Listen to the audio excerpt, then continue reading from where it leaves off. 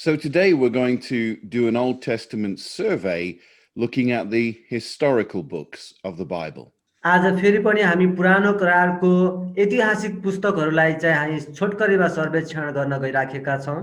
So we will look at the book of Joshua all the way through to the book of Esther that covers the history of Israel. आज हामी चाहिँ यहोशूको पुस्तकदेखि लिएर एस्तरको पुस्तकसम्म हामी हेर्नेछौँ जसले चाहिँ सबै इजरायलीहरूको इतिहासलाई समेटेको छ। Now, when you read all these books together, they cover the possession of the promised land all the way through to the loss of the promised land over a period of about 800 years. लगभग 800 वर्षको अन्तरालमा इजरायलीहरूले चाहिँ कनान देशलाई कब्जा गरेको कुरादेखि लिएर अन्त्यमा त्यो देशलाई गुमाएको कुरासम्म हामी यहाँ पढ्न पाउँछौँ यो बीचमा। Now, we will only do a brief survey and return to these books at a later date to look at them in more detail. अहिले चाहिँ हामी यसलाई छोटकरीमा सर्वेक्षण मात्र गर्नेछौँ तर आउँदा दिनहरूमा चाहिँ यसको विस्तृत रूपमा हामी यसको अध्ययन गर्नेछौँ। So for now, we will look at the theme of the book, the key words and the key scripture, the key people, how Christ is seen, and a basic outline. र आज चाहिँ हामी विशेष गरिकन प्रत्येक पुस्तकको मुख्य शिक्षा के हो र त्यहाँका मुख्य व्यक्तिहरू को हुन्, त्यहाँको मुख्य पद के हो र येशू प्रभु कसरी ती खण्डहरूमा देखा पर्नु भएको छ ती कुराहरूलाई र छोटकरीमा हामी रूपरेखा पनि हेर्नेछौँ। So let's begin with the book of Joshua.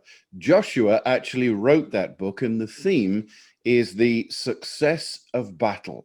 ल अब हामी चाहिँ पहिलो पुस्तक ऐतिहासिक पुस्तक यहोशूको पुस्तकबाट सुरु गर्नेछौँ र यसलाई चाहिँ यहोशू स्वयं आफैले लेखेका हुन् र यिनले चाहिँ युद्धमा कसरी सफल भए भन्ने कुरा चाहिँ यसको मुख्य शिक्षा हो।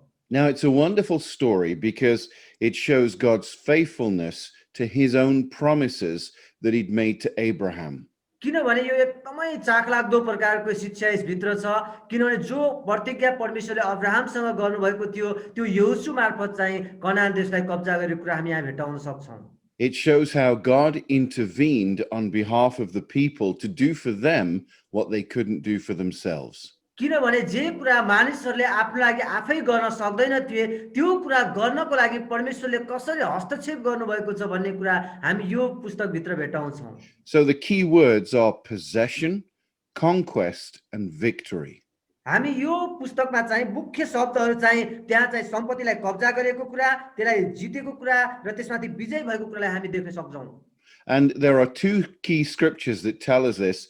The first one is Joshua chapter 1 and verse 3. र यहाँ चाहिँ हामी यसका विशेष कुरालाई ओगटेका हामी दुईवटा खण्डलाई हेर्नेछौँ जहाँ चाहिँ यहोशू 1:3 पदले हामीलाई सिकाउँछ। यहाँ यसरी लेखिएको छ, मैले मोसालाई प्रतिज्ञा गरे झैं तेरा पैतालालाई कुल्चिने सबै जग्गा म तँलाई दिनेछु। And the second is Joshua chapter 11 verse 23. अनि त्यसपछि अर्को चाहिँ 11 को हामी 23 पदलाई भेटाउँछौँ। यहाँ यसरी लेखेको छ, यसरी परमप्रभुले मोसालाई भन्नुभए अनुसार नै यहोशूले सबै देश जितेर लिए र तिनीहरूका कुल अनुसार भाग भाग गरी त्यो देश इजरायलीहरूलाई अधिकारको निम्ति बाँडेर दिए अनि देशले लडाईबाट विश्राम पायो। And the key people in this story of conquest is Joshua, Caleb, and Rahab. र यो पुस्तकमा मुख्य व्यक्तिहरू चाहिँ विशेष गरिकन यहोशू नै हुनुहुन्छ, त्यसपछि राहाब र कालेब छन्। Now Christ is seen in this story of conquest because he reveals himself to Joshua as the commander of the Lord's army in one evening. र यो पुस्तकमा हामी येशू ख्रीष्टलाई यहोशूको रूपमा देख्न सक्छौं जसले चाहिँ मानिसहरूलाई एउटा अगुवाई गर्ने अगुवाको रूपमा नेतृत्व गरिरहेको हामी यो पुस्तकभित्र भेटाउँछौं। So this angel of the Lord that appears to Joshua encourages him to have courage for the battle. र परमेश्वरका दूतहरू यहोशूलाई देखा पर्छन् र यहोशूलाई उत्साह दिन्छन् ताकि त्यो भूमिलाई कब्जा गर्नको लागि उनलाई प्रेरणा पाइयोस् भनेर। So with this in mind, an outline of the book of Joshua can be understood through invasion, conquest, and division. र जब हामी यो पुस्तकको रूपरेखा तयार पार्छौं भने त्यो रूपरेखा हेर्नको लागि तीनवटा महत्त्वपूर्ण शब्दहरू छन् जहाँ चाहिँ आक्रमण गरेका छन्, कब्जा गरेका छन् र त्यसपछि भूमिलाई विभाजन गरेका छन्। So with invasion, we read about the plan to take Jericho, the crossing of the Jordan River, and the consecration of the people. र यहाँ चाहिँ उनीहरूले आक्रमण गरेको कुरा चाहिँ हामी देख्दछौँ। उनीहरूले चाहिँ यर्दन नदीलाई पार गरेको, त्यसपछि त्यहाँ युद्ध गरेको र त्यहाँ भूमिहरूलाई कब्जा गरेको, यरीहोको पर्खालहरू भत्काइएको कुरा चाहिँ हामी देख्दछौँ त्यहाँ। And then in the book of Joshua, we also read about the conquests as Joshua reviews all the victories that he had won. र यहोशूको पुस्तकमा त्यसपछि हामीले त्यहाँ भूमिलाई कनानलाई कब्जा गरेको कुरा पनि भेटाउँछौँ। जसरी चाहिँ यहोशूले चाहिँ त्यहाँका मानिसहरूलाई त्यो भाग भाग चाहिँ कब्जा गर्नलाई सहायता गरेका छन्।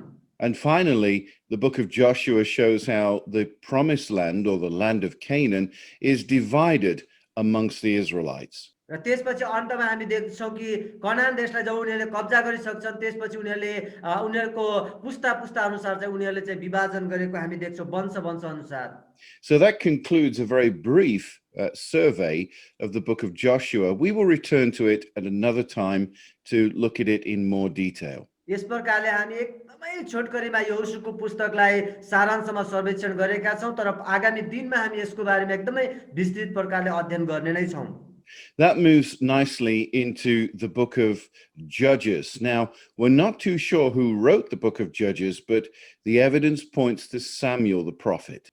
अब हामी चाहिँ न्यायकर्ताको पुस्तकमा जानेछौँ र यो न्यायकर्ताको पुस्तकलाई कसले लेखेका हुन् भन्ने कुरा एकदमै निश्चित छैन, तर सामुएलले लेख्नु भएको हो भन्ने कुरा केही केही प्रमाणहरूले देखाइरहेका पनि छन्।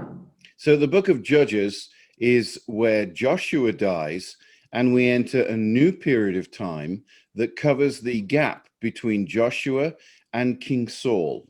र यो न्यायकर्ताको पुस्तक चाहिँ जब यहोशू मरिसक्छन् र राजाहरू त्यो देशमा आउनुभन्दा अगाडि यो बिचको खाली भाग छ, त्यो बिचको भागमा भएको घटनालाई समेट्दछ यसले। Now, during this time, the book of Judges tells us there were 14 judges, both men and women. र यो बीचमा चाहिँ त्यहाँ चाहिँ 14वटा न्यायकर्ताहरू त्यो देशमा खडा भए र जहाँ चाहिँ कोही पुरुषहरू थिए भने कोही स्त्रीहरू पनि त्यो थिए। So they were not kings or queens, but they were simply judges of Israel. तिनीहरूमा कोही पनि राजा वा रानी थिएनन्, तिनीहरू केवल न्यायकर्ता मात्र थिए जसले न्याय गर्ने गर्दथे। Some of the more famous judges are Samson and Gideon and Deborah. तिनीहरू मध्ये कोही न्यायकर्ताहरू चाहिँ एकदमै प्रख्यात भएका थिए, जसरी सिम्सोन थिए, दबोरा थिइन्, त्यसै गरिकन गिदोन थिए। And when Israel were disobedient to the law of God, it was these judges that judged the people. जब जब त्यहाँका मानिसहरू परमेश्वरको अनाज्ञाकारी हुन्थे, उनीहरू दुष्ट कर्महरू गर्थे, त्यति बेला परमेश्वरले त्यहाँ चाहिँ यी न्यायकर्ताहरू खडा गरिदिने काम गर्नुहुन्थ्यो। So the two key words of the book of Judges is the word judge and judgment. त्यहाँ हामी दुईवटा मुख्य शब्द भेटाउँछौँ, त्यहाँ चाहिँ न्यायकर्ता र न्यायको बारेमा हामी त्यहाँ भेटाउँछौँ। And two key scriptures that show us these things are Judges 2 verse 15 to 16. र यसको बारेमा चाहिँ दुईवटा मुख्य खण्डहरूले चाहिँ हामीलाई यसको बारेमा राम्रो प्रकारले बताउँछ। जो न्यायकर्ताको पुस्तक 2 को म पढ्दिन्छु, 2 को 15 र 16 पद यसरी यस प्रकार लेखिएको छ। हरेक पल्ट तिनीहरू लडाई गर्न निस्कदा परम प्रभुले आफ्नो गम्भीर चेतावनी दिनुभए अनुसार तिनीहरूमाथि विपत्ति ल्याउनु भयो र तिनीहरू सारै सङ्कटमा परे। त्यसपछि परम प्रभुले तिनीहरूमाथि न्यायकर्ताहरू खडा गर्नुभयो जसले तिनीहरूलाई यी डाँडाहरूमा हातबाट बचाए। And we find that people were frequently disobeying the law of God. We find that in Judges chapter 21 verse 25. र हामी देख्दछौँ न्यायकर्ताहरूले चाहिँ त्यहाँका मानिसहरू घरिघरि चाहिँ परमेश्वरप्रति अनाज्ञाकारी भएको कुरा भेटाउँछौँ। जो कुरा हामी न्यायकर्ताको 21 को 25 पदमा भेटाउँछौँ। म यहाँ पढिदिनेछु। यहाँ यस प्रकार लेखिएको छ 21 को 25। ती दिनमा इजरायलमा कुनै राजा थिएनन् र हरेक मानिसले आफ्नो दृष्टिमा जे ठिक लाग्यो त्यही गर्दथ्यो। And so the key people in the stories of the book of Judges are the 14 judges themselves. र यसमा भएका मुख्य व्यक्तिहरू चाहिँ 14वटा न्यायकर्ताहरू नै हुन्। Now Christ is seen as the deliverer or the judge throughout the book of Judges. र न्यायकर्ताको पुस्तकभरि न्यायकर्ताहरू मार्फत जसरी छुटकारा दिनुहुन्थ्यो न्यायकर्ताले दिन्थे त्यही रूपमा येशू देखा पर्नु भएको छ। Now we can grasp the book of Judges through a simple outline of deterioration, deliverance, and depravity. र हामी छोटकरीमा यदि त्यसको रूपरेखा हेर्ने हो भने त्यहाँ इजरायलीहरूको गिरावट, तिनीहरूको छुटकारा र भ्रष्टताको बारेमा हामी त्यहाँ हेर्न पाउँछौँ। And so with deterioration or backsliding, we can look at their political condition and their spiritual condition. र त्यहाँका मानिसहरूको गिरावटको कुरा हेर्दाखेरि चाहिँ त्यहाँ राजनीतिक प्रकारले गिरावट हुन्थ्यो भने अर्को आत्मिकी प्रकारले गिरावट भइरहेको थियो। And with deliverance, each of the 14 judges, we find how God used them to deliver Israel. र छुटकारा दिने क्रममा चाहिँ त्यहाँ परमेश्वरले 14 वटा न्यायकर्ताहरूलाई प्रयोग गरेर कसरी ती मानिसहरूलाई तिनीहरूलाई छुटकारा दिनुभयो त्यो कुरा हामी त्यहाँ भेटाउन सक्छौँ। And with depravity, we read a terrible story of the Benjamite War, where Israel actually turned on their own brothers. र अर्को चाहिँ भ्रष्टता भन्ने कुरा चाहिँ हामी कहाँ भेटाउँछौँ भने तिनीहरू आफ्नै दाजुभाइसँग जो चाहिँ बेन्यामिनका कुलहरूले युद्ध गरे त्यो कुरा चाहिँ एकदमै भ्रष्टताको कुरा हो। And all of this was because they rejected God as their king and looked for one of their own to be a king. यो सबै हुनुको पछाडि के हो भने उनीहरूले परमेश्वर उनीहरूको राजा हुनुभएको भन्ने कुरा इन्कार गरेर तिनीहरू मध्येकै कोही राजा होस् भन्ने उनीहरूले चाहना गरिरहेका थिए। Now this concludes the brief survey of the book of Judges, which leads into the book of Ruth. र यो यसरी हामीले छोटकरीमा चाहिँ न्यायकर्ताको पुस्तक हेर्दछौँ र यसै भित्रको एउटा पुस्तक हो जो चाहिँ रुथ भन्ने पुस्तक छ। Now Ruth happened, or the story of Ruth happened during the time of Judges. किनभने रुथको जो घटना छ त्यो घटना चाहिँ न्यायकर्ताहरूकै समयमा घटेको एउटा घटना हो। Now again, we're not too sure who wrote the book of Ruth, but all the evidence points to, again, the prophet Samuel. रुथको पुस्तकलाई कसले लेखेको भन्ने कुरा अहिलेसम्म निश्चित हुन सकेको छैन, तर केही यस्ता प्रमाणहरू छन् जसले सामुएलले नै लेखेको हुन सक्छ भन्ने अनुमानहरू गर्न सकिन्छ। Now in this wonderful story, we find two themes of love and loyalty. र यो पुस्तकको मुख्य शिक्षा चाहिँ प्रेम र निष्ठता हो। It's the story of a gracious woman called Naomi and her family. र यो पुस्तक भरिमा चाहिँ एउटा एकदमै महान स्त्री नोमीको बारेमा छ र उनको परिवारको बारेमा छ यो घटना।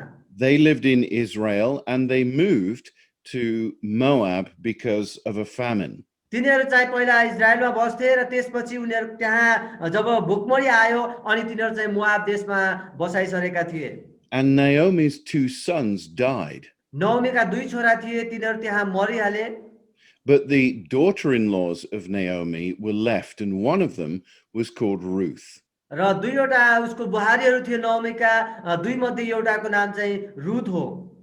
And we find the most loving and loyal statement in Ruth chapter 1, verse 15 and 16. अब हामी यहाँ चाहिँ यसका भएको प्रेम र विश्वासयोग्य कर्तव्य निष्ठाको बारेमा चाहिँ हामी यहाँ केही पदहरू पढ्न पाउँछौँ जहाँ चाहिँ रुथ 1 को 15 र 16 पदमा यहाँ पढिदिनेछु। यस प्रकार लेखेको छ, तब नाओमीले भनिन्, हेर त तिम्री बहिनी त आफ्ना मानिसहरू र आफ्ना देवताहरू कहाँ फर्केर गई, तिमी उसितै फर्केर जाऊ। रुथले जवाब दिइन्, मलाई फर्केर जान र तपाईलाई छोड्न कर नगर्नुहोस्। तपाई जहाँ जानुहुन्छ म पनि त्यही जानेछु, तपाई जहाँ बस्नुहुन्छ म पनि त्यही नै बस्नेछु। तपाईका मानिसहरू मेरा मानिसहरू हुनेछन् अनि तपाईका परमेश्वर मेरा परमेश्वर हुनेछन्। And so the key word of the book of Ruth is to redeem.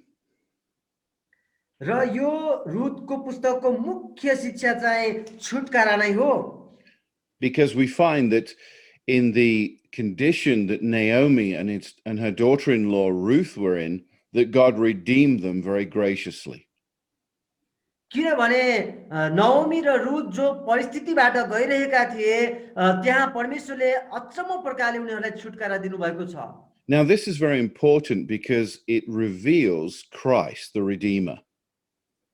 किनभने यो एकदमै महत्त्वपूर्ण छ, किनभने यो छुटकारा दिने व्यक्तिको रूपमा येशू प्रभु त्यहाँ देखा पर्नु भएको छ। You see, back in ancient Israel, a family relative was allowed to redeem the property and the people of their own family. किनभने यहुदीहरूमा यस्तो प्रकारको प्रचलन थियो, तिनीहरूको परिवारमा कसैलाई यस्तो समस्या पर्यो भने उनीहरूको सम्पत्ति र उनीहरूको पत्नीहरूलाई छुटकारा दिने काम चाहिँ तिनीहरूको नजिकको नातेदारले गर्ने गर्दथे। The Redeemer had to be a blood relative. He had to be able to pay to redeem. He had to be willing to redeem. And he had to be a free man himself. अनि यो यसरी छुटकारा दिनको लागि सबभन्दा पहिला त त्यो रगतको नाता हुनु पर्थ्यो, उसले चाहिँ त्यो मूल्य चुकाउनलाई तयार हुनु पर्थ्यो, अनि मूल्य दिन सक्ने क्षमता उसको इच्छा पनि हुनु पर्थ्यो र अनि उसले चाहिँ मूल्य चुकाएर त्यसले छुटकारा दिन सक्ने गर्थ्यो। So within this wonderful story we see Christ the Redeemer. यो कथाभित्र चाहिँ येशू प्रभुलाई एउटा छुटकारा दिने प्रभुको रूपमा हामी देख्न सक्छौं। Now an outline of this beautiful story can be understood through 4 words: resolve, reaping, request and reward. र यो पुस्तकभित्र चाहिँ हामी 4वटा शब्दभित्रमा चाहिँ यसको रूपरेखा हेर्न सक्छौं, जहाँ समस्याको समाधान छ, त्यहाँ कटनी भएको छ, जहाँ अनुरोध गरेको छ र अन्तिममा इनाम दिएको कुरा हामी भेटाउँछौं।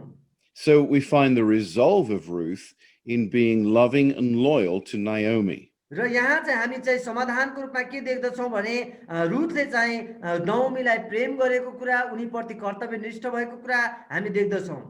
We see the reaping rights of Ruth because in ancient Israel they were allowed to harvest from the corners of the field.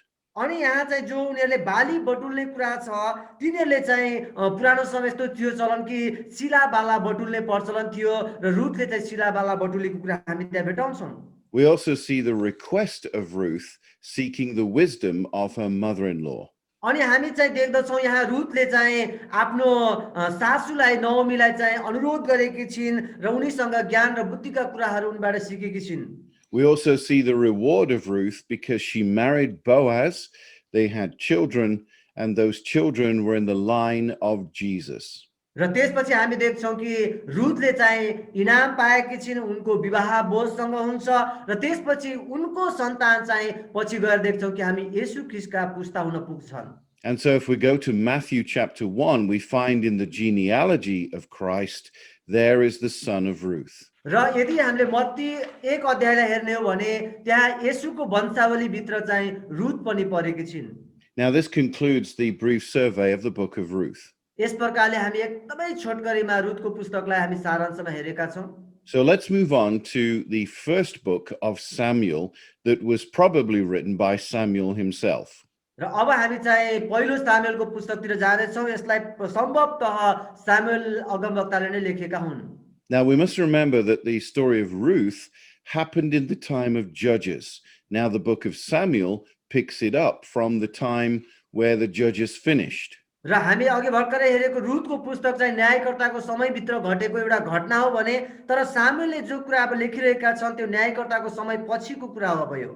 Now this is where the people rejected God as their king and wanted a king from one of their own people, and we find that in 1 Samuel 8 verse 7. र यहाँ हामी के देख्छौं भने पहिला मानिसहरूले चाहिँ परमेश्वरलाई आफ्नो राजा हुनबाट इन्कार गरे र आफू मध्येबाटकै कुनै व्यक्तिलाई एउटा राजा हुनको लागि उनीहरूले छानेको कुरा जो चाहिँ पहिलो सामुएल 8 को 7 पदमा हामी भेटाउँछौं यो कुरा। And so we find the theme of 1 Samuel is the line or list of kings. र हामी यो पुस्तकको मुख्य शिक्षा चाहिँ के भेटाउँछौं भने राजाहरूको चाहिँ पुस्ताको बारेमा हामी यहाँ भेटाउँछौं। And so naturally the key word is transition from a judge to a king. र यहाँ हामी चाहिँ मुख्य शब्द चाहिँ के भेटाउँछौं भने न्यायकर्ताबाट राजाहरूमा रूपान्तरण भएको संक्रमण भएको हामी समय शब्दलाई भेटाउँछौं यहाँ। And we find this in 1 Samuel chapter 8 verse 6 to 7. यो कुरालाई हामी पहिलो सामुएल हामी 8 को 6 र 7 पदमा हामी भेटाउँछौं। यहाँ यसरी लेखिएको छ, तर शासनको निम्ति राजाको माग सुनि शमूएल दुखित भए, तिनले परमप्रभुसित प्रार्थना गरे। तब परमप्रभुले शमूएललाई यसो भन्नुभयो, मानिसहरूले भनेका सबै कुरा सुन, तिनीहरूले तँलाई इन्कार गरेका होइनन्, तिनीहरूले मलाई नै इन्कार गरेका हुन्, मलाई नै तिनीहरूले आफ्ना राजा बनाउन इन्कार गरेका हुन्। And so the key people in this story, which is very important to understand, is Samuel the prophet, Saul, who was the first king of Israel, and David, who succeeded him. र पहिलो सामुएलको पुस्तकमा भएका मुख्य व्यक्तिहरू चाहिँ सामुएल अगमवक्ता नै हुनुहुन्छ र त्यसपछि इजरायलको पहिलो राजा साउल हुनुहुन्छ र त्यसपछि दाउद राजा हुनुहुन्छ। Now, I love this story because Christ is seen as the prophet, the priest, and the king. र यो पुस्तकभित्र येशू प्रभु चाहिँ एउटा अगमवक्ताको रूपमा, एउटा पुजारीको रूपमा र एउटा राजाको रूपमा देखा पर्नु भएको छ। And so naturally, an outline of the book can be understood through the three characters, Samuel, Saul, and David. र यो पुस्तकको रूपरेखा तयार गर्ने हो भने यहाँ तीनजना व्यक्तित्वहरूमा नै यो रूपरेखा बनाउन सकिन्छ, जहाँ सामुएल, साउल र दाउद राजाको विषयमा। So Samuel is the prophet, Saul and David are kings, and the priest is also involved. र यहाँ हामी देख्दछौँ साउल चाहिँ एउटा अगमवक्ता थिए भने, सामुएल अगमवक्ता थिए भने, दाउद र साउल चाहिँ त्यहाँका राजाहरू थिए। Now again, just to remind you, we are briefly looking at a survey of these Old Testament books. We will return to their stories in more detail at another time. किनभने म फेरि पनि तपाईलाई सम्झना दिलाउँछु, यो हामी एकदमै छोटकरीमा सर्वेक्षण मात्र गरिरहेका छौं, पछि फेरि हामी यसलाई अध्ययन गर्नेछौं र विस्तृत रूपमा हामी यसको बारेमा हेर्नेछौं। Now this leads nicely into the second book of Samuel, where again Samuel is probably the author. र अब हामी चाहिँ दोस्रो सामुएलको पत्रतिर जानेछौं र दोस्रो सामुएलको पत्र पनि सम्भवतः सामुएलले नै लेखेका हुन सक्छन्। Now 2 Samuel naturally continues from 1 Samuel, where Saul is no longer king, but David is king. अब यो दोस्रो सामुएलको पुस्तकले चाहिँ पहिलो सामुएलको पुस्तककै घटनालाई निरन्तरता दिँदै जान्छ। अब यहाँ चाहिँ साउल चाहिँ अब राजा यहाँ छैनन्, तर दाउद चाहिँ अब राजा भएर त्यहाँ चाहिँ राजतन्त्र चलाइरहेका छन्। Now 2 Samuel details the life of King David over about 40 years.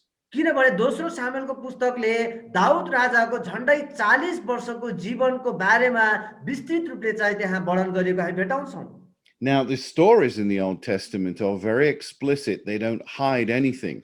So in 2 Samuel, we read of the success of David, but we also read about his adultery, the fact that he committed murder, and the consequences of that sin.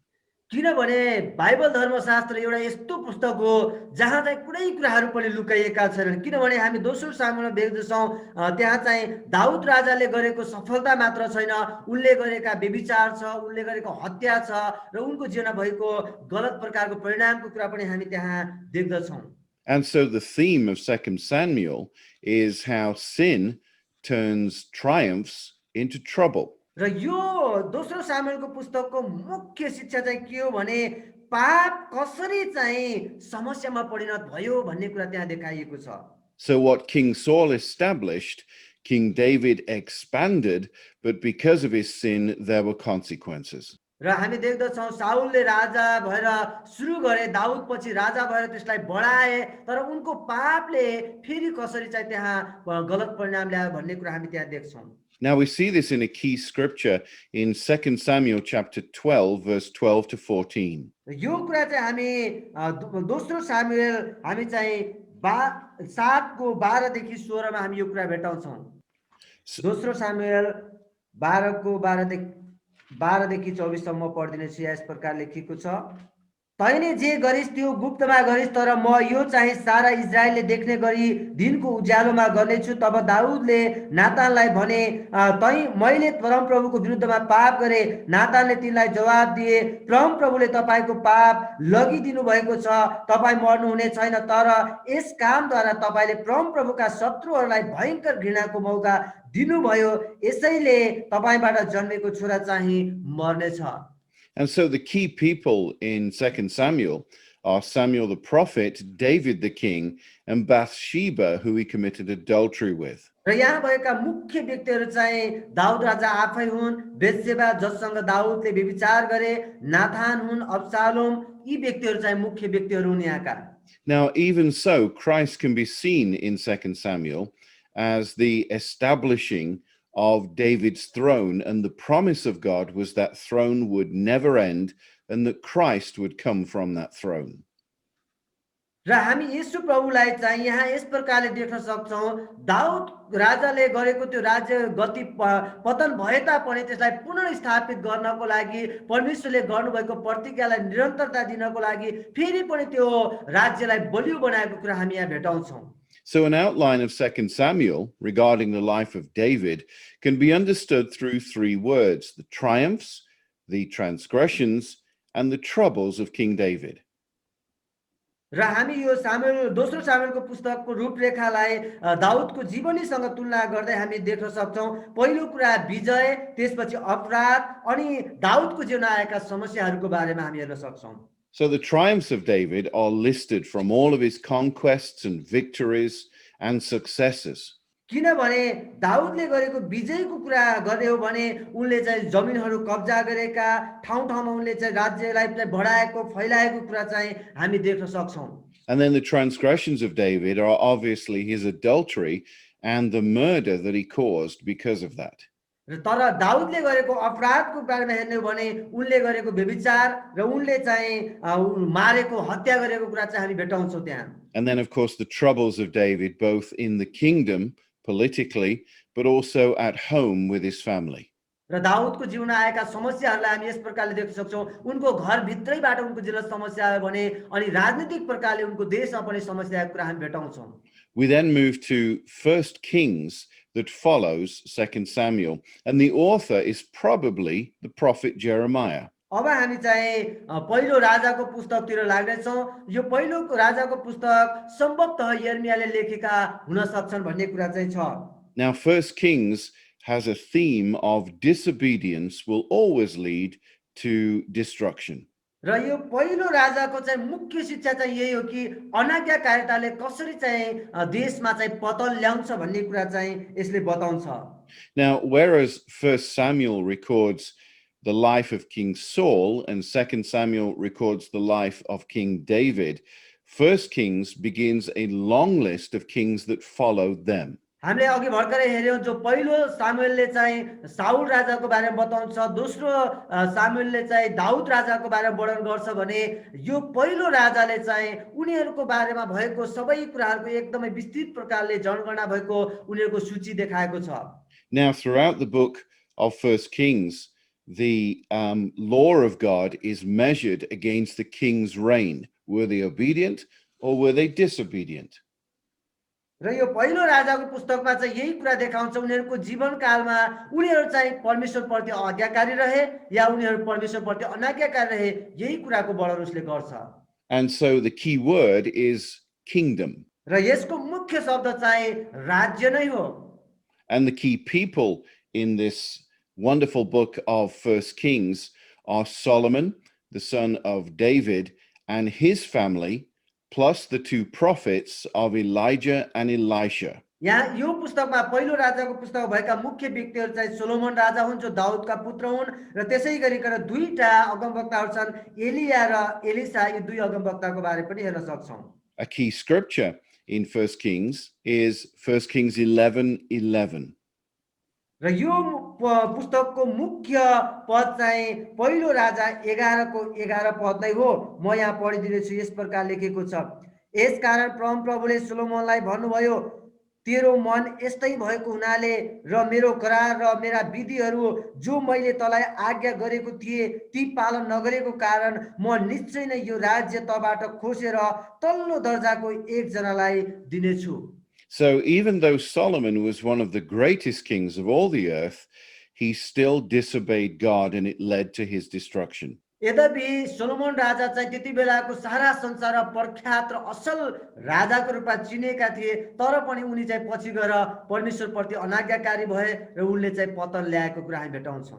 But Christ can be seen in 1 Kings in the splendor of Solomon. तर येशू प्रभु चाहिँ हामी चाहिँ त्यहाँ Solomon राजाले जसरी सेवकाई गरेका छन्, उनको राज्य बढाएका छन्, त्यसमा हामी देख्न सक्छौं। Now, an outline of 1 Kings can be simply understood as a united kingdom under Solomon until it became a divided kingdom because of sin. र हामी चाहिँ पहिलो राजालाई चाहिँ दुईवटा शब्दमा चाहिँ हामी रूपरेखा तयार गर्न सक्छौँ, जहाँ चाहिँ एकीकृत राज्य रहेको छ र त्यसपछि चाहिँ विभाजित राज्यको बारेमा हामी हेर्न सक्छौँ। And so when we read the list of kings, we find out whether they were righteous or disobedient. र हामी त्यहाँ चाहिँ राजाहरूको बारेमा अध्ययन गर्छौँ, तिनीहरू परमेश्वरप्रति आज्ञाकारी छन् या अनाज्ञाकारी छन् भन्ने कुरा त्यहाँ हेर्न सक्छौँ। Now, there is a great deal we can learn from this in our own lives, that when we are obedient to God, we are blessed. And when we are disobedient to God, things tend to go wrong. किनभने यो पुस्तकबाट हामी एकदमै महत्त्वपूर्ण कुरा सिक्न सक्छौँ। जबसम्म हामी परमेश्वरमा आज्ञाकारी रहन्छौँ, परमेश्वरको आशिषलाई अनुभव गर्छौँ, तर जब हामी अनाज्ञाकारी हुन्छौँ र हाम्रो जीवनमा चाहिँ सबै कुराहरू नराम्रो हुँदै जान्छन्। And yet, throughout all of our lives, we can see that God is always faithful to his promises, just like he was to the Old Testament kings. र अर्को कुरा पनि हामी यहाँबाट के सिक्न सक्छौँ भने परमेश्वर जहिले पनि हामी प्रति विश्वासयोग्य हुनुहुन्छ। जसरी पुरानो करारका मानिसहरूसँग उहाँ विश्वासयोग्य रहनुभयो, अहिले पनि हामीसँग विश्वासयोग्य उहाँ रहनुहुन्छ। And so Jeremiah writes the second book of Kings. र त्यसपछि यिर्मयाले नै दोस्रो राजा पुस्तकलाई पनि लेखेका हुन्।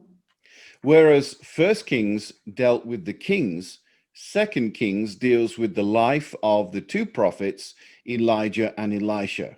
पहिलो राजाको पुस्तकले राजाहरूको बारेमा वर्णन गर्छ भने दोस्रो राजाको पुस्तकले चाहिँ दुईवटा अगमवक्ताको बारेमा वर्णन गर्छ, जो एलिया र एलिसा हुन्। So by the time Second Kings is written, we find that the nation are divided into two. Israel went to the north and Judah went to the south. र त्यसपछि हामी जब देख्छौँ दोस्रो राजामा आइपुग्दाखेरि राज्य चाहिँ विभाजित भइसकेको हुन्छ, उत्तरी राज्य र दक्षिणी राज्यको रूपमा। Now we learn from this that wherever there is division, there is no blessing. र हामी देख्दछौँ जहाँ पनि विभाजन हुन्छ, फुट हुन्छ, त्यहाँ आशिष हुँदैन भन्ने कुरा हामीलाई थाहा छ। And so the two key words in this story is the king and the prophet. र यहाँ चाहिँ दुईवटा शब्दहरू मुख्य शब्दहरू छन्, राजा र अगमवक्ता। We see this in 2 Kings 23, verse 27. र यो कुरा चाहिँ हामी दोस्रो राजा 23 को 27 पदमा हामी यो कुरालाई भेटाउन सक्दछौँ। म सबैको लागि यहाँ पढिदिनेछु। 23 को 27 पद यहाँ यस प्रकार लेखिएको छ, यसैले उहाँले भन्नुभयो, जसरी मैले इजरायललाई निकालेको थिएँ त्यसरी नै यहुदालाई पनि म मेरो उपस्थितिबाट निकालिदिनेछु। अनि मैले चुनेको यरुशलेम सहर र जसको विषयमा मैले त्यहाँ मेरो नाम रहनेछ भनी भनेको थिएँ, त्यस मन्दिरलाई म इन्कार गर्नेछु।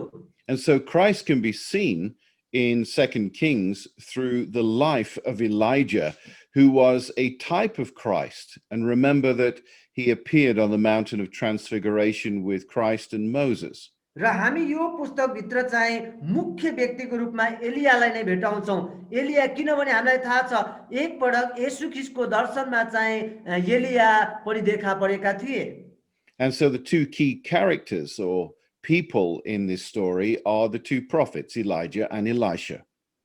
र यहाँ हामी अर्को दुईवटा व्यक्ति चाहिँ एलिया र एलिसा मुख्य पात्रको रूपमा यो पुस्तकभित्र भेटाउँछौँ। And an outline of this book can be understood as a divided kingdom, but also the surviving kingdom. र हामी यो पुस्तकको रूपरेखा यदि छुट्याउने हो भने यहाँ चाहिँ विभाजित राज्यको बारेमा हामी भेटाउँछौँ र साथसाथै उनीहरू चाहिँ आफ्नो जीवन निर्वाह गरिरहेका राज्यको बारेमा पनि हामी भेटाउँछौँ त्यहाँ।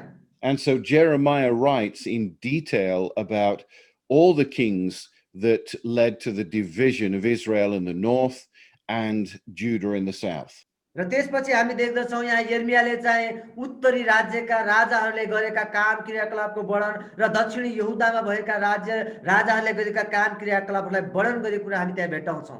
He records how the Assyrians came and destroyed the northern kingdom of Israel. र उनले चाहिँ यो कुरा पनि वर्णन गर्छन् कसरी असुरहरू आएर उत्तरी राज्यलाई कब्जा गरेका, बन्दी बनाएका कुरा त्यो पनि तिनले वर्णन गरेका छन्। But he also writes about the surviving kingdom of Judah in the south, but then the Babylonians came and almost destroyed the southern kingdom. र त्यसपछि उनले चाहिँ दक्षिणी राज्य जो यहुदा हो त्यसलाई पनि बेबिलोनीहरू आएर आक्रमण गरेको कुरा, तिनीहरूलाई झन्डै सबै सखाप पारेको र त्यहाँका राजाहरूले कसरी आफ्नो जीवन निर्वाह गरेको त्यो कुरा पनि तिनले वर्णन गरेका छन्। So because of sin and rebellion, the kingdom is divided, both kingdoms are destroyed and only a small remnant is left in Jerusalem. किनभने मानिसहरूको अनाज्ञाकारिताकै कारणले गर्दा उत्तरी राज्य सखाप भयो, दक्षिणी राज्य पनि झन्डै झन्डै सखाप भएको थोरै मात्र व्यक्तिहरू त्यहाँ यरुशलेममा बचेका थिए। Now, on this very sad note, the book of Second Kings concludes. र यो चाहिँ एकदमै दुःखदायी प्रकारले चाहिँ दोस्रो राजाको पुस्तक चाहिँ अन्त्य हुन्छ। And then something very interesting happens in the Bible. र बाइबलमा हामी त्यसपछि हामी केही अनौठो कुराहरू त्यसपछि भएको कुरा हामी भेटाउँछौँ। Whereas Jeremiah probably wrote First and Second Kings, Ezra writes First and Second Chronicles and details the same thing, but with far more detail. र हामी देख्दछौँ पहिलो राजा र दोस्रो राजालाई चाहिँ यिर्मयाले लेखे भने त्यसपछि पहिलो इतिहास र दोस्रो इतिहासलाई एज्राले लेखेका छन् र त्यो पहिलो राजा र दोस्रो राजा भएका कुरालाई अझै विस्तृत रूपमा चाहिँ एज्राले लेखेका छन्। Now, this is important because Ezra was a priest and a scribe, and he was used to listing things in great detail. र एज्रा चाहिँ एउटा पुजारी हुनुहुन्थ्यो र उनले चाहिँ जे पनि कुराहरू लेखिराख्नु भएको थियो त्यो एकदमै विस्तृत रूपमा लेखिराख्नु भएको थियो।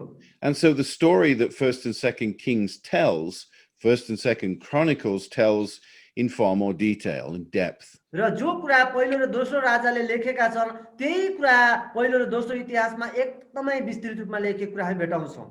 And so with this depth of retelling the story, you find that the theme of First Chronicles is that God is always faithful to his covenant. र त्यसैले कारणले गर्दा हामी पहिलो इतिहासको मुख्य शिक्षा चाहिँ यही भेटाउँछौँ कि परमेश्वर चाहिँ जहिले पनि आफ्नो करारप्रति विश्वासयोग्य हुनुहुन्छ। What God has promised, he will always be faithful to. परमेश्वरले जे पनि प्रतिज्ञा गर्नुहुन्छ त्यो पूरा गर्नको लागि उहाँ जहिले पनि विश्वासयोग्य रहनुहुन्छ।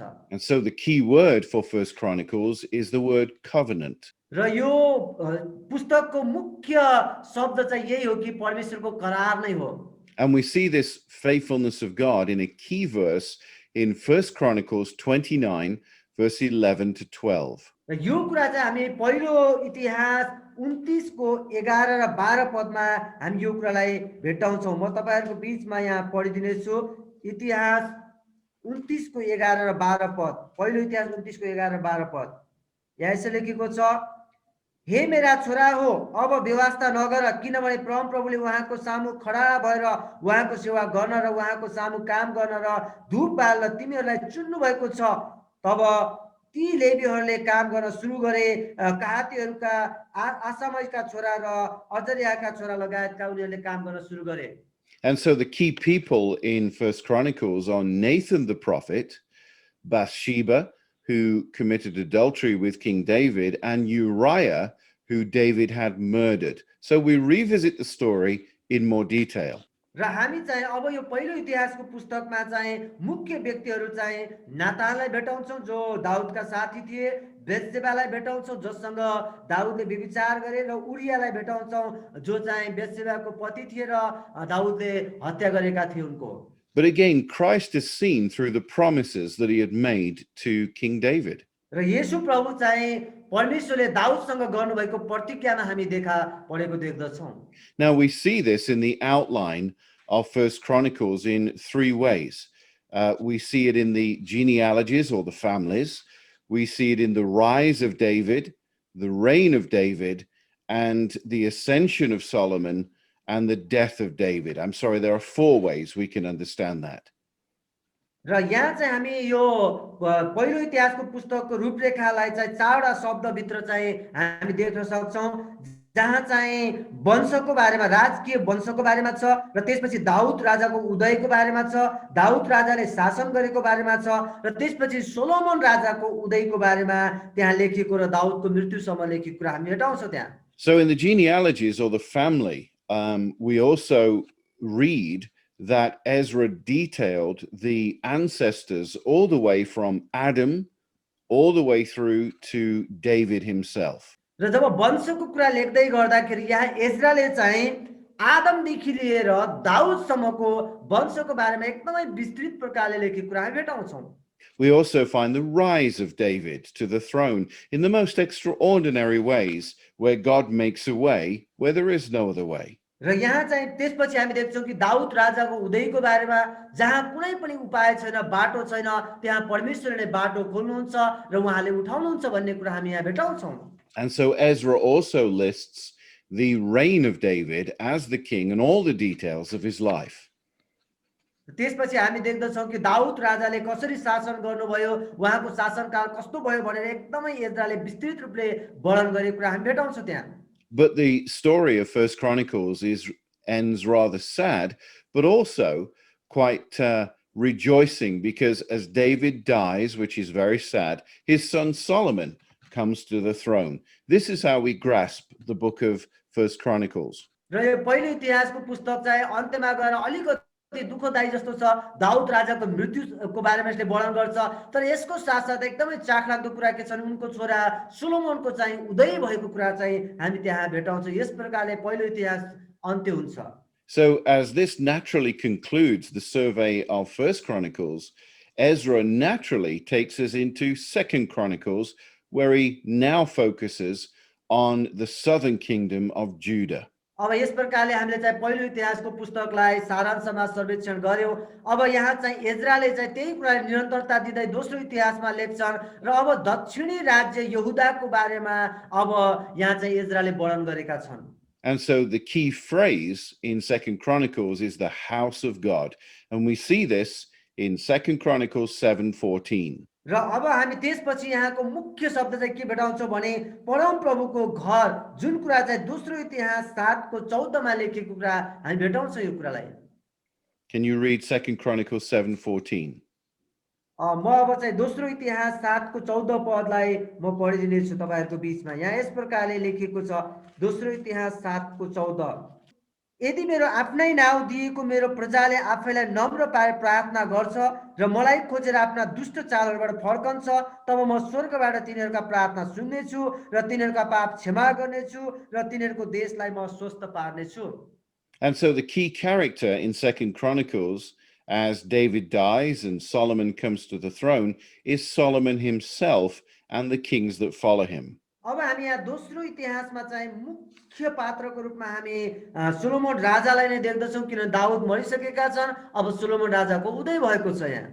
And so an outline of Second Chronicles is in the reign of King Solomon and the kings that followed him. र अब यसको रूपरेखा हेर्ने हो भने त्यहाँ चाहिँ हामी सोलोमन राजाको शासन र दक्षिणी राज्य यहुदाको बारेमा भएका राजाहरूको बारेमा हामी हेर्न सक्छौँ। And so Ezra details the life of Solomon, and then he quickly goes through all the other kings till the last king of Judah, where the southern kingdom is invaded by Babylon. र यहाँ एज्राले चाहिँ के गरेका छन् भने Solomon राजाले गरेका शासनको बारेमा एकदमै विस्तृत प्रकारले लेख्दै ल्याएका छन् र यसको साथसाथै अरू बाँकी दक्षिणी राज्यमा राजा गर्ने राजाहरूको बारेमा पनि उनले केही वर्णनहरू गरेका छन्।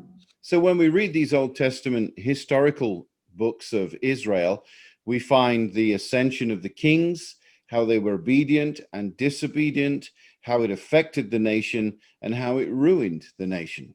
र हामी यसरी पुरानो करारमा इतिहासको पुस्तकमा यही देख्छौँ कि राजाहरू कसरी परमेश्वरप्रति आज्ञाकारी भए, कसरी उनीहरूले शासन गरे, कसरी अनाज्ञाकारी भए र त्यसको पतन कसरी उनको व्यक्तिगत जीवन र राज्यमा आयो भन्ने कुरा हामी त्यहाँ भेटाउँछौँ। Now, there is a great deal we can learn from this in our own lives, remembering that God is always faithful to his promise. र यहाँबाट हामीले सिक्नुपर्ने ठुलो कुरा यही हो कि परमेश्वरले आफ्नो प्रतिज्ञालाई कहिले पनि बिर्सिनु हुँदैन। We then go to the book of Ezra, where the remnant of Israel returned from their captivity to rebuild the temple. र अब हामी एज्राको पुस्तकतिर जानेछौँ, जहाँ चाहिँ यरुशलेममा पहिलादेखि नै केही बचेका मानिसहरू छन् र केही मानिसहरू चाहिँ जो बन्दी थिए, बन्दी बनेर लगेका थिए, फिर्ता आएका छन्। And so the main theme of the book of Ezra is restoration. र यो एज्राको पुस्तकको मुख्य शिक्षा चाहिँ यही हो कि पुनर्स्थापना भन्ने नै हो। And so the key words of restoration are Jerusalem and the temple. र यहाँ चाहिँ पुनर्स्थापना भन्ने कुरा चाहिँ दुईटा शब्दमा छ, यरुशलेमको पुनर्स्थापना र त्यसै गरिकन मन्दिरको पुनर्स्थापना। Now we find this summary or a key verse in Ezra chapter 1 and verse 3. र यसको सारांश चाहिँ हामी एजरा 1 को 3 पदमा यो कुरा हामी भेटाउँछौँ। यहाँ यस प्रकार लेखिएको छ, म पढ्दिनेछु 1 को 3 मा। तिमीहरूका बीचमा हुने उहाँका प्रजाको प्रत्येक मानिससँग परमेश्वर रहून्, सो यहुदाको यरुशलेममा उक्लेर जाओस् र यरुशलेममा हुनुहुने परमेश्वर इजरायलका परमेश्वर परम प्रभुको मन्दिर त्यसले पुनर्निर्माण गरोस्।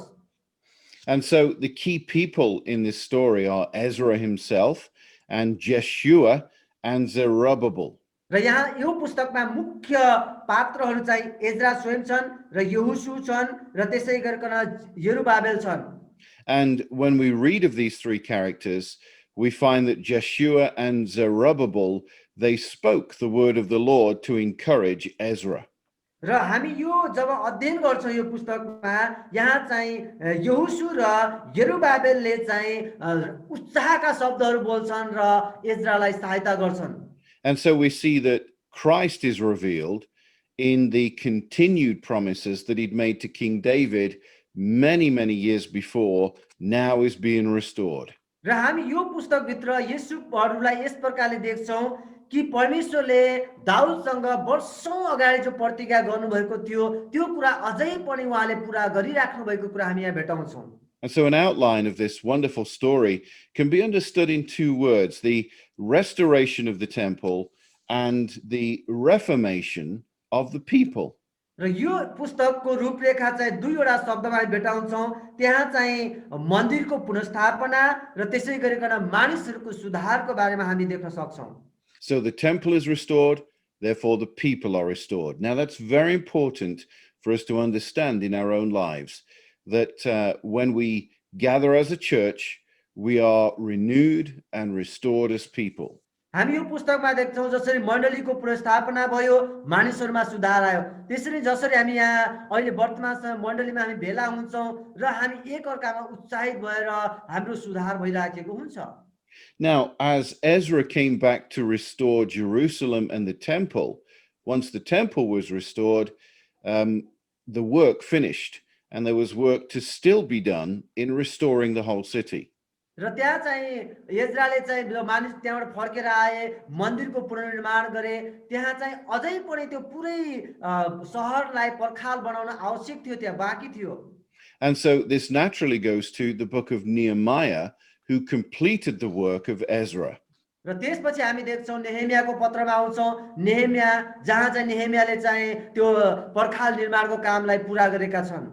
The key theme here in Nehemiah is obedience, and the key word is to rebuild. अनि हामी यसको मुख्य शिक्षा, नेहेमियाको पुस्तकको मुख्य शिक्षा चाहिँ के भेटाउँछौँ भने आज्ञाकारिता हामी भेटाउँछौँ र यहाँ भएको मुख्य शब्द चाहिँ पुनर्स्थापना भनेर हामी भेटाउँछौँ। So we find this in Nehemiah chapter 6, verse 15 and 16, where we are told exactly what Nehemiah did. र यो कुरा चाहिँ हामी नेहेमिया 6 अध्यायको 15 र 16 पदमा भेटाउँछौँ। म यहाँ पढिदिनेछु नेहेमिया 6 को 15 र 16 पद। यहाँ यस प्रकार लेखिएको छ, एलुल महिनाको 25औं दिनमा पर्खालको काम सिद्धियो, त्यो बनाउन 52 दिन लाग्यो। जब हाम्रा सबै शत्रुहरूले यो कुरा सुने, तब वरिपरिका सबै जातिहरू डराएर हतोत्साहित भए, किनकि यो काम परमेश्वरको सहायताद्वारा पूरा भएको हो भनी उनीहरूले चाल पाए। And so as we're looking at the key people in each story in the Old Testament, we find that the key people here are Nehemiah and Ezra and the enemies that oppose them. र हामी जब यहाँ मुख्य व्यक्तिहरू जब यहाँ हेर्छौँ, ती मुख्य व्यक्तिहरूलाई चाहिँ त्यहाँ दुश्मन शत्रुहरूले चाहिँ घरिघरि त्यहाँ चाहिँ आक्रमण गर्ने, उनीहरूलाई चाहिँ धोका दिने प्रयास गरेको हामी भेटाउँछौँ। And so Christ can be seen in the book of Nehemiah because this man was willing to leave his high position in the courts of Persia, and he was about the work of restoration and rebuilding. हामी यो पुस्तकभित्र येशू प्रभुलाई यो प्रकारले देख्छौँ, कसरी चाहिँ यहाँ चाहिँ नेहेमियाले आफ्नो उच्च ओहदालाई त्यागेर उनले चाहिँ तल्लो दर्जामा आएर मानिसहरूको सेवा गरेका छन्। यस रूपमा हामी येशूलाई त्यहाँ देख्न सक्छौँ। And so we find with Christ in Philippians that he laid aside his majesty and he became one of us, And you know the story that Christ was crucified, he was buried, and he ascended. He became one of us. So it was with Nehemiah, although he didn't lay down his life. किनभने यो कुरा हामी फिलिप्पीको पत्रमा पनि पावलले वर्णन गरेका छन् किनभने उहाँले स्वर्गको वैभवलाई त्यागेर उहाँले सबभन्दा तल्लो मानिसको रूपमा कमराको रूपमा आउनुभयो ताकि मानिसहरूलाई बचाउन सकौँ सेवा गर्न सकौँ भनेर यसरी नै नेहेमियाले पनि आफ्नो एउटा स्थानलाई उच्च होदालाई त्यागेर मानिसहरूको सेवा गर्नलाई यरुशलेममा आएर सेवा गरेका छन्. And so an outline of this very simple and wonderful book called Nehemiah, we can understand it through rebuilding the walls of Jerusalem and restoring the people to Jerusalem. अनि अब हामी नेहेमियाको पुस्तकको जब रूपरेखा हेर्छौँ भने दुईवटा शब्दभित्र हामी भेटाउँछौँ जहाँ चाहिँ पर्खालको पुनर्निर्माण र मानिसहरूको सुधारको बारेमा हामी त्यहाँ हेर्न सक्छौँ. And now we come to the final book of the historical books of the Old Testament, called the book of Esther. And there is no evidence as to who wrote this book. अब हामी चाहिँ ऐतिहासिक पुस्तकहरूको अन्तिम पुस्तकमा आएका छौँ एस्टरको पुस्तक हो यो पुस्तकलाई कसले लेख्यो भन्ने कुरा अहिलेसम्म कुनै पनि पत्ता लागेको छैन. But just because we don't know who wrote the book, it is still very real and very true and contains great truth in it. यद्यपि यसको लेखक को हो भन्ने कुरा थाहा नभए तापनि यो एकदमै वास्तविक हो सत्य कुरा हो यसले परमेश्वरको सत्यताको वर्णन गरेको छ यो पुस्तकले. And so the book of Esther historically fits into a time where Israel were in captivity in Babylon. र यो एस्टरको पुस्तकले यस्तो बेलाको घटनालाई समेटेको छ जति बेला यहुदीहरू चाहिँ यहुदाका मानिसहरू चाहिँ बेबिलोनमा बन्दी कैदी बनाएर लगिएका थिए त्यति बेला घटेको यो घटना हो. And so the theme of the book of Esther is a tremendous one. It is that God provides a way through difficulty. र यो पुस्तकको चाहिँ मुख्य शिक्षा चाहिँ के हो भने जब मानिसहरू एकदमै गाह्रोमा हुन्छन् यहाँ परमेश्वरले बाटो खोलिदिनुहुन्छ भन्ने कुरा हो. Now, the key word or the key focus of the book of Esther are the Jews as a nation and how God restored them. र यसमा भएको मुख्य शब्द चाहिँ यो पुस्तकमा यहुदीहरू नै हुन् जसलाई चाहिँ परमेश्वरले चुन्नुभयो र उनीहरूलाई छुडाउनु भयो भन्ने कुरा छ. And we find this in Esther chapter 4, verse 14. यो कुरा हामी एस्तर 4 को 14 पदमा पाउँछौँ. यहाँ यसरी लेखेको छ यस्तो बेलामा तिमी चुपै लागि बस्यौ भने यहुदीहरूका निम्ति सहायता र छुटकारा अरूद्वारा आउनेछ तर तिमी र तिम्रा पिताको घराना चाहिँ नष्ट हुनेछन् सायद यस्तै समयको निम्ति नै तिमी यो राजपदमा पुगेकी हौ कि. And the key characters or the key people in this wonderful story are Esther herself, Mordecai, her uncle, Haman, who was an evil man, and the king Xerxes. र यहाँ यो पुस्तकमा भएको मुख्य व्यक्तिहरू चाहिँ एस्तर रानी स्वयं आफै हुन् र त्यसै गरिकन मर्दकै उनको मामा हुन् र त्यहाँ चाहिँ हामान छन् जो उनीहरूको यहुदीहरूको विरुद्धमा खडा भएका र त्यहाँको राजा त्यो देशको राजा चाहिँ थिए त्यहाँ. Christ can be seen in the book of Esther because she was willing to lay down her life for the salvation of her own people, the Jewish people. येशू प्रभुलाई यो पुस्तकमा चाहिँ एस्तरको जीवन हामी देख्न सक्छौँ. एस्तरले आफ्नो जीवन नै अरू मानिसहरूको सुरक्षाको लागि उद्धारको लागि दिएकी छिन् त्यही रूपमा हामी येशूलाई त्यहाँ भेटाउन सक्छौँ. So as we approach the book of Esther, we can do that by looking at the outline of danger to the Jewish people and then the deliverance of the Jewish people themselves. र हामी यसको रूपरेखा हेर्ने हो भने दुईवटा शब्दमा देख्छौँ जो चाहिँ यहुदी जातिहरूको लागि खतरा थियो र अर्को चाहिँ यहुदी जातिहरूको छुटकाराको कुरामा.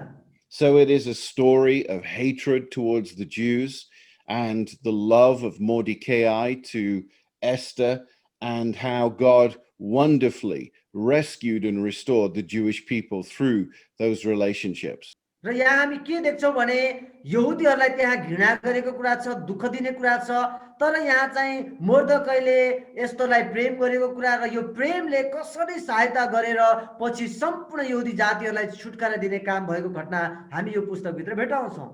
So in all of these historical Old Testament books that we have briefly surveyed, what we find is elements of Christ in the story of the gospel. र हामीले छोटकरीमा ऐतिहासिक पुस्तकलाई सरस्वती हामीले वर्णन गरेका छौँ र यी कुराहरू चाहिँ हामी येशू ख्रीष्टको जीवनमा घरिघरि पछि भएको कुरा हामी भेटाउँछौँ। And this is why it is very important when we read the Bible to always read those Old Testament books. त्यसैले गर्दा जहिले पनि हामी बाइबललाई अध्ययन गर्छौँ, हामीले नयाँ करार मात्र होइन पुरानो करारलाई पनि हामीले अध्ययन गर्नुपर्ने हुन्छ। Because they simply lay a foundation for what we read in the New Testament. किनभने जे कुरा हामी नयाँ करारमा अध्ययन गर्छौँ त्यसको आधारभूत कुरा चाहिँ आधार चाहिँ पुरानो करारले नै हामीलाई दिने गर्दछ। And so this concludes the brief survey of the Old Testament historical books. Thank you so much for your time. God bless you. यस प्रकारले हामीले चाहिँ छोटकरीमा पुरानो करारको ऐतिहासिक पुस्तकलाई हामीले सर्वेक्षण गरेका छौँ। परमेश्वरले तपाईहरु सबैलाई आशिष गर्नुभएको होस्।